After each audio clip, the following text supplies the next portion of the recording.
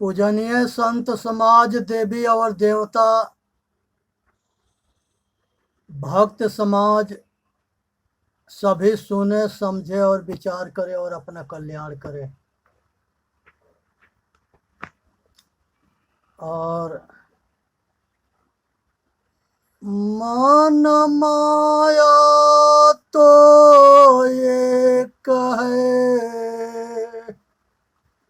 मन ही माय समाय। तीन लोक संशय पड़ा, मैं काहू कहो समझाय। मन सायर मन साल हरि, बूढ़े बहुत अचेत। कहाँ कबीर ते बाँचे, जाके हृदय विवेक। हे भाई, वही बचता है जिसके हृदय में विवेक होता है। संसार के अंदर जो है ये ज्ञान के जो मार्ग है ये बहुत कठिन है और बहुत विचारणीय विषय है। इसको सुननी है, समझनी है और अपना कल्याण करना है। इसी में मानव जाति का हित है। संसार के अंदर जानना अलग होता है, समझना अलग होता है और उसके अनुभूति करना अलग होता है। आँख से हम रूप को देखते हैं,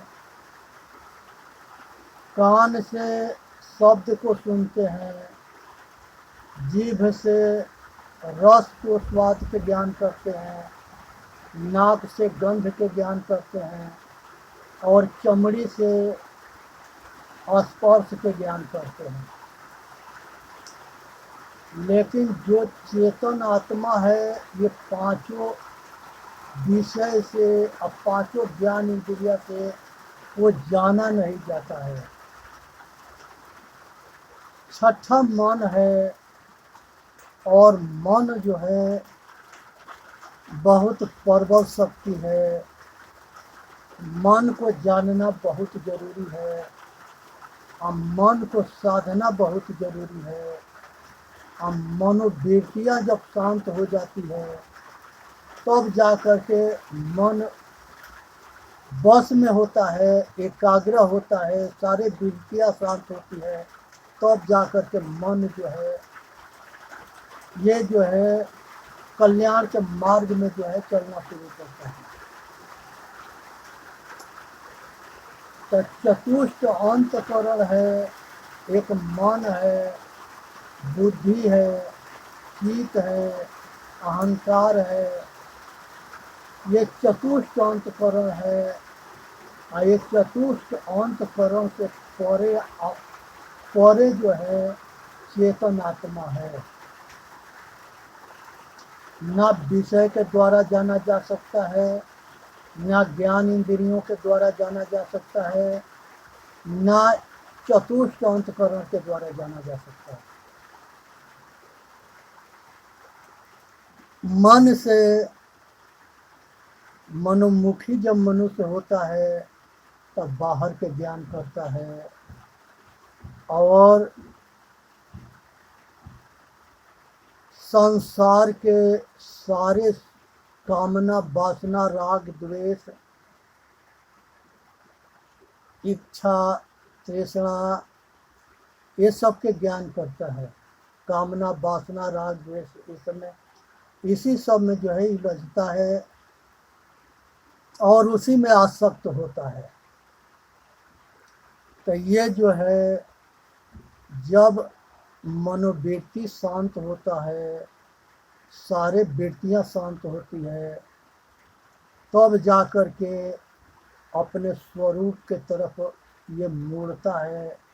तो वो दशा के नाम अंतर्मुखी होता है।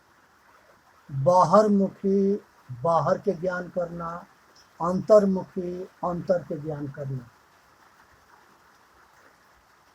बहुत परिश्रम से ये अंतर्मुखी होता है, बाहरमुखी ज़्यादा भगता है। जगह पानी को हम कहीं रख देंगे, ऑटोमेटिक जहाँ खाल होगा, ऑटोमेटिक खाल जगह पर पानी चला जाएगा। उसी तरह से ये बुद्धि है, इसको अगर अच्छे काम में लगाना होगा तो युक्ति के द्वारा ऊपर चढ़ाना पड़ता है, लेकिन जहाँ छोड़ देंगे ऑटोमेटिक अपने आप पतन के तरफ भागना शुरू कर देगा। इसलिए एक अनेक जो है भोग भूमि से आया है और भोग भूमि के संस्कार है, इसलिए हमेशा अपने जो है नीच जोनी की तरफ भगता है। तो इसलिए जो है बुद्धि से सत के निर्णय होता है, और संसार के नाम के रूप के यादगारी होना, अवंतकरण में इसके फोटो खींच जाना, यही चित्त की वृत्तियाँ है। तो सारे मनोवृत्ति शांत हो जाए, सारे चित्त वृत्तियाँ शांत हो जाए, और सत्य के निर्णय करके और उसमें अटल हो जाए। बाहर के जितने पदार्थ है, धन बल विद्या राजपाट पद प्रतिष्ठा, ये सब के अहंकार शून्य हो जाना, किसी तरह के कामना वासना राग द्वेष, किसी तरह के बाहर के इच्छा ना होना, ये वृत्तियां शांत होने के परिमाण में है। किसी तरह के अहंकार ना होना, अहंकार शून्य हो जाना, ये जो है तब जाकर के जो है साधन शुरू होता है। उसके बाद से 3 गुण होता है, रजोगुण, तमोगुण, सतोगुण, और तीनों गुण के 3 तरह के कर्म होते हैं, पुण्य कर्म, पाप कर्म, निष्काम कर्म। तो यही 3 गुणात्मक जगत संसार में कहा जाता है। अब पूरा संसार ये 3 गुण के अंदर है, पूरा संसार के सभी जीव 3 गुण के अंदर है। कुछ पुण्य कर्म में लगे हैं, कुछ पाप कर्म में लगे हैं, कुछ निष्काम कर्म में लगे हैं, लेकिन जो अपने लिए जीता है वो मनुष्य होता है, जो समाज के लिए जीता है वो इंसान होता है, और जो निष्काम भाव हो करके इस संसार के आवागमन से छूटने के लिए साधन करता है, धारणा ध्यान समाधि के काम करता है, वो भगवान होता है। क्योंकि इसी मार्ग के तय करने के बाद धारणा ध्यान समाधि आवागमन से छूटने के रास्ता है, ये शरीर मोक्ष के दरवाजा है। तो इसलिए अगर अभी अपना काम कर लिया तो सदा के लिए सुखी हो जाएगा, और जन्म मरण के चक्कर छूट जाएगा, और देवता बन जाएगा, परमात्मा बन जाएगा। यही जब बच्चा पैदा होता है तब एक कोरा कागज होता है, उसको अगर शैतान के संस्कृति मिलेगी तो वो शैतान बन जाएगा, इंसान के संस्कृति मिलेगी तो इंसान बन जाएगा, भगवान के संस्कृति मिलेगा तो वो भगवान बन जाएगा। जैसे सादा कागज पर लेख लिख देंगे वैसे उस पर उसके जो है स्वरूप बन जाता है। उसी तरह से बच्चा जन्म लेता है और जैसा उसको मार्गदर्शन मिलता है, जैसे संस्कार संस्कृति मिलता है वैसे बन जाता है, और वैसे ही वो मान लेता है। जैसे इस्लाम के में पैदा हुआ तो इस्लाम धर्म के मान लिया, और उसी पर अटल होकर काम करना शुरू कर दिया। सनातन धर्म में पैदा हुआ तो सनातनी हो गया। यहूदी ईसाई में पारसी में पैदा हुआ, यहूदी ईसाई पारसी सिख बन गया। तो जहाँ जैसा होता है वैसे ही बन जाता है। लेकिन इसके पीछे के कुछ संस्कार होते हैं और कुछ नया संस्कार वर्तमान में इसको मिलता है। वो बाप महतारी से या परिवार से वो संस्कार मिलते हैं। अगर सतोवृत्ति परिवार होगा तो सतो संस्कार भी घुसेंगे, और दुष्कर्मी प्रभाव संस्कार होंगे तो दुष्कर्मी बनेगा। इसलिए इस तीनों गुण के जो है बहुत, इस पूरे संसार के सभी जीव जो है ये तीन गुण के अंतर्गत है। इसलिए जरूरत है जगने के, समझने के और अपना कल्याण करने के। संसार के अंदर जीव के चार गति है: जागृत, स्वप्न, असुषुप्ति और तुरीय। संसार के जागृति में सारा काम करता है। स्वप्न में किया हुआ कर्म फल के याद करता है, और सुषुप्ति में ये अचेत अवस्था में होता है और विश्राम करता है। ये इसको कुछ के बाहर के भान ना होता है, मात्र केवल जो है श्वास चलता है और इसके केवल होश रहता है, और वो होश जो है जीव अपने आप में होता है। क्योंकि जगने के बाद वो इस बात के उजागर करता है कि बहुत आनंद से सोए हैं। जैसे नींद आता है और ये अचेत होता है, ऐसा ही मृत्यु आता है और महाप्रलय होता है। जब निद्रा में जाता है ये प्रलय है, और जब मृत्यु में जाता है वो महाप्रलय है। इस बात के एहसास करने की जरूरत है। जो आदमी अपने मौत को देखता है वो गलती नहीं करता है, इसलिए कि उसको ये पता है कि जो बोएंगे वही काटेंगे। अगर किसी के दुख देंगे तो हमको दुख होगा, सुख देंगे तो सुख होगा। जो बोएंगे वही काटेंगे। इसलिए जो है गुरु तेज बहादुर पंजाब के बहुत अच्छे महापुरुष थे, और 10 गुरुओं में एक गुरु गुरु तेज बहादुर थे। कश्मीर के जो पंडित थे उनके पास आए आ कहे कि हम लोगों के संगे घोर अत्याचार हो रहा है, हम लोगों के रक्षा करो। गुरु जी कहे कि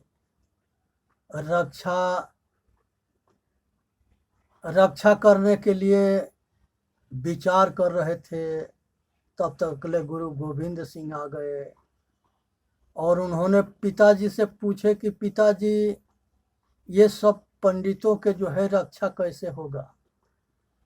कहे कि इसमें जो है महापुरुष के, एक महापुरुष ऐसा चाहिए जो इनके लिए लड़ाई लड़े और अपने जीवन के परवाह ना करे। गुरु गोविंद सिंह कहे कि पिताजी आपसे बढ़ के आज के डेट में महापुरुष कौन है, इस काम को आप ही कर दो।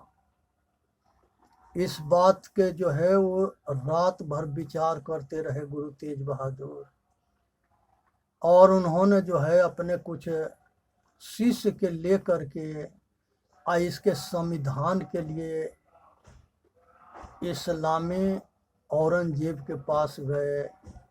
तब तक ले उनको जो है वो बंदी बना लिए सब। अब बंदी बना करके उनके 4 शिष्य के लकड़ी चीरने वाले आरा से चिरवा दिए, और एगो के आग में उबाल दिए, और गुरु तेज बहादुर के सिर कलम कर दिए। इतनी बड़ी जो है बलिदान और इतनी बड़ी अत्याचार हुआ, और जो भगवान दुनिया के है आज जितने 33 करोड़ देवता थे वो सारे जो है नपुंसक तमाशा देख रहे थे। तो वो आदमी होश में ना आता है, दांत चिदोड़ता है या भीख मांगता है, और उसके उसके आश्रय में अपन नपुंसक बन करके अपना जीवन विनाश कर लेता है, अपना लोक परलोक खराब कर लेता है। ये घोर मनुष्य जन्म के दुर्भाग्य की बात है कि ये जगता ना है, बहुत बड़ी अज्ञानता के निद्रा में सोया है। सब कुछ करने के इसको टाइम है, लेकिन अपना अपने आप के जानने के टाइम ना है, अपना कल्याण करने के टाइम ना है, अपने आप के होश में होने के टाइम ना है, अपने आप के जागरूक होने के टाइम ना है। अपने आप एक जो है गुरु जी थे, उनका शिष्य जो है भयंकर बीमारी से अस्पताल में भर्ती हो गया, और वो जो है गुरु जी के पता लगा तो गए अस्पताल में, कहे कि बेटा हम तुमके कितने बार समझाए कि तू पुण्य कर्म करके अच्छा कर्म करके कुछ ऐसा कर्म करो कि संसार के दुख से बच जाओगे। उसने कहा कि गुरु जी हम सब कुछ जानते हैं। कहा कि तुम्हारे अहंकार है जो सब कुछ जानते हुए खाट पर सड़ रहे हो, चिल्ला रहे हो, मर रहे हो, तो तुम्हारा अहंकार बोल रहा है कि हम सब कुछ जानते हैं। क्योंकि संसार में जो सब कुछ जानने के अहंकार हो जाता है वो महान मूर्ख है, उसके बड़ा संसार में कोई मूर्ख नहीं होता है। आज उसी के परिणाम है कि वो सुखी अपने ना रहता है और ना किसी और के होने देता है, क्योंकि उनके उसका अहंकार उसको डुबा देता है, उसके लोक पर लोक खराब कर लेता है। तो ये महान मूर्ख के पहचान है कि वो किसी के सुनता ना है, ना किसी के मानता है, और कोई अगर उसको अच्छा सलाह देगा वो उसको दुश्मन लगेगा और वो उसके विरोध बगावत करता है। ये महान मूर्ख के पहचान है। अपने कसौटी से अपने के चेक करना है कि हम जो है ज्ञानी है कि अज्ञानी है। इसलिए उसके बाद से जो है गुरु गोविंद सिंह के पटना में इनके बाप महतारी रहते थे, पटना में इनका घर था बिहार में, और पटने में इनकी पालन पोषण हुआ था। लेकिन ये जो है लड़ाई जो है पूरा भारत आर्यावर्त राष्ट्र के लिए लड़ रहे थे। सब गुरु, सभी गुरुओं के जो है ये गद्दार और ये गद्दारों के सामना करना पड़ा। सभी महापुरुषों के, बहुत महापुरुष मारे गए, अब बहुत महापुरुष को जहर दिया गया, अब बहुत महापुरुष के सूली पर टांग दिया गया, बहुत के जो है सुकरात नाम के एक बहुत ऊंच कोट के दार्शनिक हुए थे, लेकिन उनको जो है जहर दे के मार दिया गया। वो ईश्वर अपने को कहते थे कि हम ईश्वर पुत्र हैं। जिस समय ईश्वर जो है उनको जहर दिया गया और वो जहर के कष्ट से मर रहे थे, तो वो ईश्वर और परमात्मा तमाशा देख रहा था। वो देख रहा था, वो कुछ नहीं कर सकता, केवल मना मनोबल बात है। घट घट में जो चेतन आत्मा है यही किसी को बचा भी सकता है और यही किसी को मार भी सकता है। लेकिन यह अपने को भूला पड़ा है। आज अपने आप के भूलने से, इसको आत्म बल ना होने की वजह से ये नपुंसक बन करके कोई 1000 बरस गुलाम रहा और गद्दारों के जूता खाता रहा और गद्दारों के गुलामी करता रहा। उसी में दास प्रथा के समय था, उसी में घोर अत्याचार होता था, यहाँ तक लेकिन माता बहन बेटी को यहाँ से ले जा करके अब विदेश में बेचा जाता था, उनको इज्जत लूटा जाता था, उनके जान मार दिया जाता था, उनको मांस खाते थे सभी राक्षस। ये नर भक्षी थे।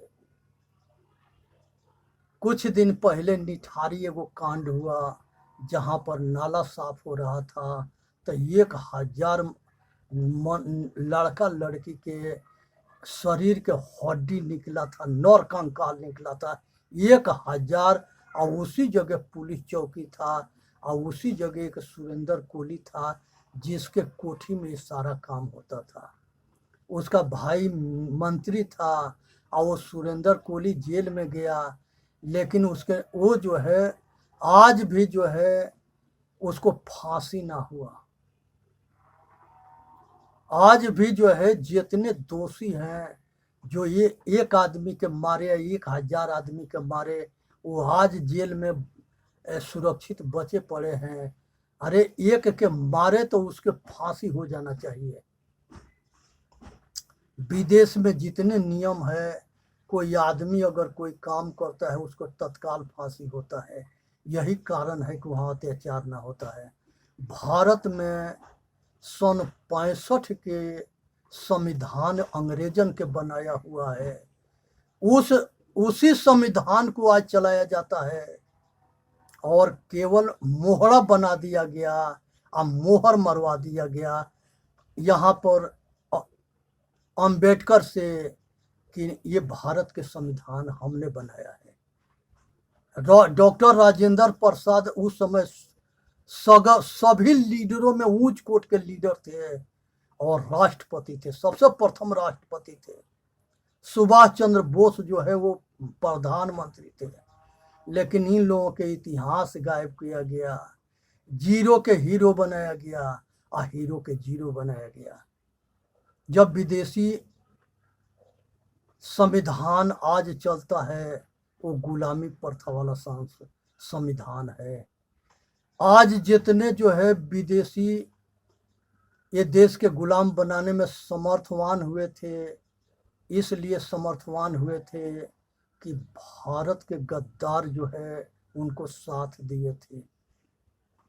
आपसी फूट थी, आपसी पक्षपात थी, और जाति में मजहब में नीच ऊंच में बटे पड़े थे और एक दूसरे के दुश्मन बने पड़े थे। इसी के फायदा विदेशी उठाए, और वो विदेशियों के पॉलिसी थी कि फूट डालो, राज करो, और ये यहाँ के सब कुछ के लूटो, इतिहास के खराब करो, यहाँ के संस्कृति खराब करो, यहाँ के जो है सभी जितने जगह जो है मंदिर तोड़ो, मस्जिद, ये संसार में जितने धन है लूटो, और फूट डाल के इनके ऊपर जो है डंडा के जोर से शासन करो। ये भारत के इतने शक्तिशाली महापुरुष थे कि अगर एक हो जाते तो संसार की कोई ताकत नहीं थी कि इसके ऊपर नजर उठा के देख ले। आज भी जो है अगर भारत के सारे महापुरुष एक छत्र एक जगह हो जाए, एक बाण या एक ताकत, तो संसार के पूरे विश्व पर जो है पताका फहरा देंगे। लेकिन न एक होने दिया जाएगा, न एक होंगे। ज्ञान तो इनके समदर्शी के है, लेकिन रहनी समदर्शी के ना है। हाथी के दांत दो होते हैं, खाने के अलग होते हैं, दिखाने के अलग होते हैं। आज वही कारण है कि बात कुछ बनाएंगे और भीतर से कुछ करेंगे। ऊपर से दिखावा कुछ करेंगे और भीतर से कुछ करेंगे। आज यही दोहरी नीति है जिसके वजह से जो है ये भारत कमजोर हुआ है। जिस समय महाभारत लिखा जा रहा था उसमें 10,000 श्लोक था, और वो भारत महाकाव्य था, लेकिन उसी में 90,000 मिलाया गया और 1 लाख के वो ग्रंथ बना और उसका महाभारत नाम पड़ा। ये इसी तरह से सारे ग्रंथ बनाए गए, और जितने कुल्ही मनमौजी कुल्ही थे वो सारे अपना अपना पुराण बना करके आज सबको भ्रमित कर दिए। आज संसार में 4 वेद, 6, 7, 18 पुराण, ये सगरी ये ग्रंथ एक तरफ है, और इस भारत के जो गीता है, अष्टावक्र गीता है या कृष्ण गीता है, ये एक तरफ है। कबीर साहब के बीजक है, और दयानंद सरस्वती के सत्यार्थ, महर्षि दयानंद सरस्वती के सत्यार्थ प्रकाश है, और बुद्ध भगवान के धम्मपद है। ये सब ग्रंथ जो है चेतनवादी है, आत्मवादी है और मानव जाति के कल्याण के लिए बहुत उच्च कोटि के ग्रंथ है। और ये सब स्वत ग्रंथ है। आज जरूरत है इस सब मार्ग पर चलने के, रहनी में उतारने के, एक ताकत हो के भारत के भविष्य को कल्याण करने के। चेतन जीव दुख मुक्त चैनल पर आके अपना कल्याण करें और वीडियो के सब्सक्राइब करें और बोलिए सतगुरुदेव की जय। साहेबन की साहेबन की साहेबन की।